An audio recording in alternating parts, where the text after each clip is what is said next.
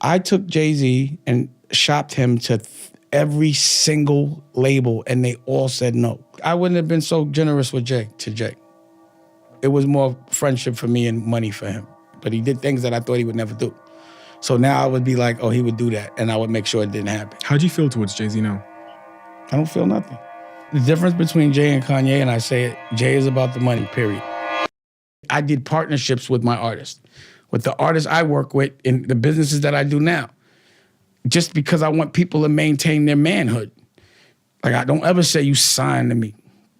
I'm not letting, I don't like the way that sounds. So, you know, even the verbiage and the whole thing, just your masters, you know what I'm saying? All of those things are like trigger words, you know, that unconsciously control us. Can we smoke in?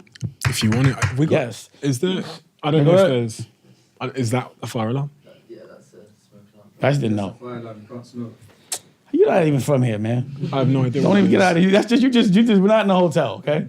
Is it going to go off? Because You think it'll go off? I have no idea what that is. That's a smoke alarm. It should be fine. It is what it is. It is what it is, you know. I really want to understand why Roc-A-Fella won. And, you know. It's because it was real. Because it was real. It was real, and I wasn't having it.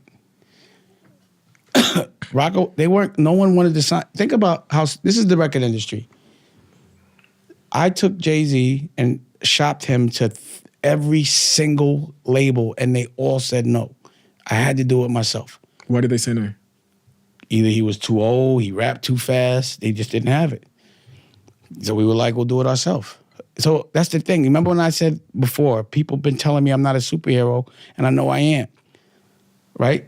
So if someone told you that you couldn't sell companies and do the things that you did, because to them, it's superhero shit. It's a dream that they can't come true for them. You feel me? Mm-hmm. Like, you've done things that people want to do. Mm-hmm. And I guarantee you, if you came with that idea to certain people, they'd say, give you 30 reasons why you can't do it. The reason why Roc-A-Fella was good, the reason why I did what I had to do, was because I knew how to have a clear dream without anyone obstructing it. I knew how to visualize winning. So if somebody told me, you can't do that because of this, get out my dream. Because that's not the last thought I'm going to have with my dream, because my mind is powerful. And whatever I see in my mind, I can make happen. That whole stint of your career, the Roc-A-Fella chapter, do you have any regrets surrounding that when you look back and think, I wish I'd done that differently? I wish someone had told me this thing. That's Roc-A-Fella. That shit is art. Why would I want to mess with that? Look how it's impacted the world. You know what I mean? Like, yeah, there'll be certain things that just because I know better, I do different. But who cares, man? I was like a kid. What are those things? If you were giving me advice. I wouldn't have been so generous with Jay. It was more friendship for me and money for him. And I always felt that, but I ignored it a little. You regret ignoring that? I don't regret it. I wouldn't have, the things that I wouldn't have let certain things happen because I didn't think they could happen. You know what I'm saying? Like, he would never do that. But he did things that I thought he would never do. So now I would be like, oh, he would do that. And I would make sure it didn't happen. So Roc-A-Fella would probably still exist right now.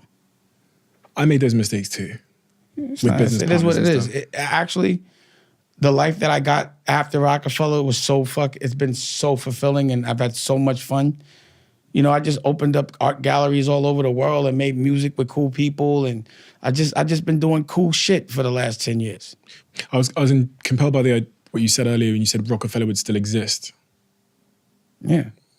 Okay, you tell me what was the end of Roc-A-Fella and why it happened.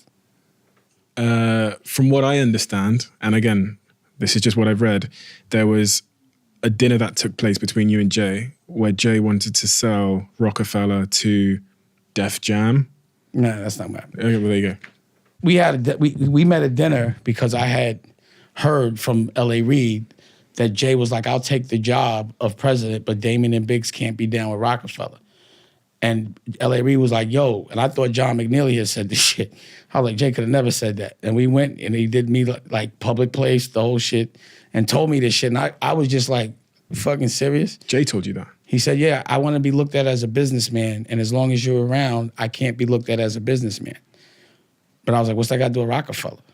So he was like, yo, y'all can have Roc-A-Fella, but just give me my reasonable doubt masters back. I said, let me think about it.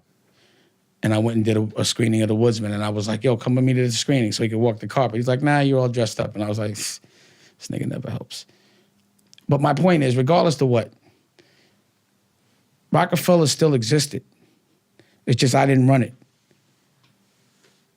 So why isn't there still a Roc-A-Fella?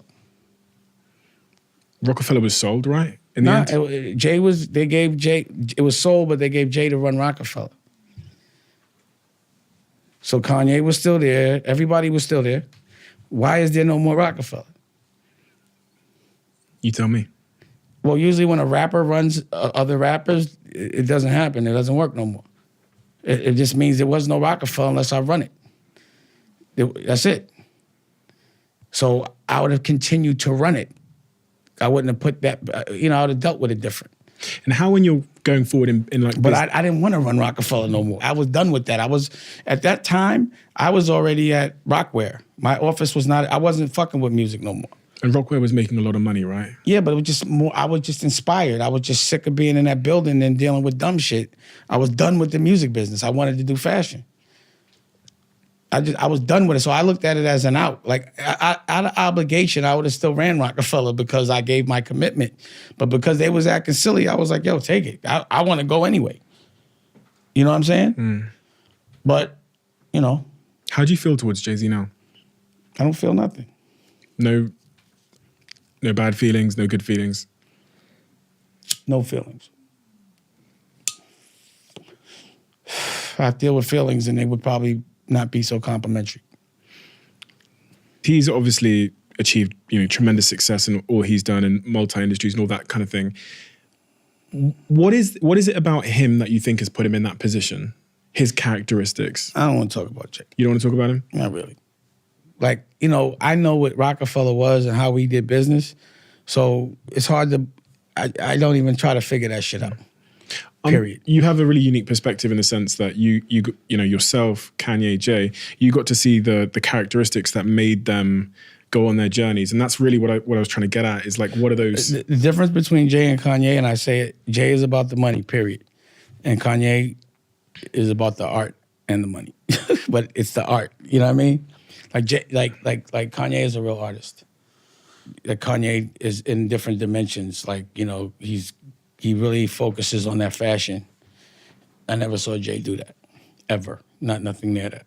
If you love the Diary of a CEO brand and you watch this channel, please do me a huge favor. Become part of the 15% of the viewers on this channel that have hit the subscribe button. It helps us tremendously, and the bigger the channel gets, the bigger the guests.